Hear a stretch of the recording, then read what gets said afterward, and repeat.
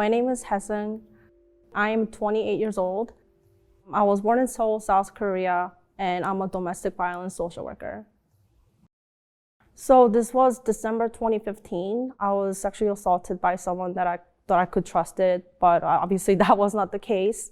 Afterwards, I was very upset, very frustrated with what happened to me because the person never acknowledged what he did to me was, it's very wrong. It's very it's violated how I felt as a person. At the time, I feel like even if it was 2015, we didn't have much resources in schools or it was not something a lot of people talked about. So I ended up just going home after. I didn't get to go to police or the hospital. It's been very hard, but I did receive counseling services that helped me a lot. I still haven't to this day told my parents what happened, but I did call my sister. She's younger than me, so I can't imagine how she felt at the time. But at the moment, I really needed to talk to her, and I called a close friend that I have, and I told him what happened. And she was like, you should go to the police. But I just felt very discouraged to go because I was kind of scared of the police at the time because, my family and I only had our visa at the moment. And that was a really frightening experience just to deal with law enforcement. But I did already have a counselor at college because it helped me to talk to someone about anything that I was going through in life. She tried to encourage me to go to the police and report, but I ended up just ultimately never went to report it. I think if I didn't have my counselor at the time, it would have been very difficult experience for me.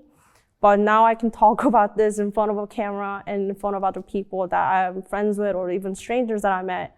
So I think it's taken a lot of time and practice to get to where I am. So those are the resources that I had. I had a really good support system. The reason I didn't tell my parents is because I did not want to hurt them. It's nothing wrong that my parents raised me or anything like that. I was always pretty honest with my parents, but it was something that I just could not get myself to this day. I do hope to tell my parents after this project of what happened because it is a lot to just hear from your daughter who is miles away. My parents used to live in Maryland. And just to have your daughter in college in New York and this happened, and I didn't want them to blame themselves for what happened because I know my parents would. And I think a lot of Korean families do when something like this happens. They kind of go back to are our ancestors blaming us? Did we do something wrong in the past? And that's something that I wanted to avoid with my parents because, I'm the oldest daughter and I left. I was very serious about leaving Maryland and going to New York City. It's just very something that a lot of our Korean community is very secretive of, what happened to our past. I think now it is coming to light a lot too in Korea itself, not just here. I've seen on the media that a lot of women come out and they protest and they go out and rally about what happened to them. It happens in workplaces, it happens in schools and places that are supposed to be professional and safe for them.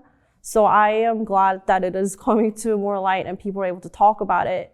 I think even here, people are encouraging a lot more to each other. I have Korean American friends who came out and after we shared our experiences together, they felt more comfortable to talk to other people and seek counseling or therapy if they needed to.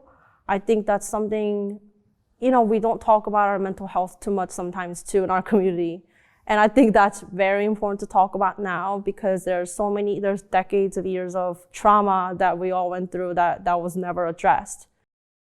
So, I think a lot of us in Korean community grew up listening to stories of our family members who go through domestic violence and possibly even sexual assault. I've heard from my mom stories of that my families have went through, not my mother personally, but her relatives who were in domestic violence situations or sexual assault situations, but they were never ever able to report that. Whereas we can talk about it more now in the safer space. So I think that's helping me a lot more. Knowing the fact that of course older generations have suffered so much not being able to talk about it, but hopefully that younger generation and the future generation can go forward and encourage everyone to come out and talk about it more. Because I think our culture is kind of we don't want to burden everyone else. So we kind of keep it to ourselves, but I think it's time that we can talk about this, we can share what happened and kind of relate to one another. I mean, I think the most we can do sometimes just listen to each other instead of dismissing or blaming someone else for what happened. It doesn't just have to be sexual assault or sexual harassment. I think domestic violence is pretty common in our culture, at least in the past it was a lot. And that's something that should be addressed as a community as a whole, that, you know, taking your anger out on someone by physical force or any other force is it's inhumane, it's wrong. I think a lot of people don't realize when you're in a marriage, your relationship, sexual assault can happen too.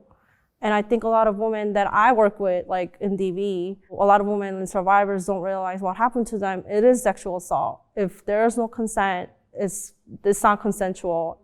I want to let all the survivors know that you're not alone. I felt alone for a long time, and this is not something that's comfortable to talk about, and you might feel embarrassed and you might blame yourself, but at the end of the day, what happened to you is not your fault. There are resources, there are people who are willing to listen to you and believe you for what happened. So just realize that, like, even if you feel like you can't talk about it, take your time. Of course, it's not something that should be a rushed process, but I do believe that there are space for you that's safe and for you to talk about and discuss and willing to go forward whenever you're ready.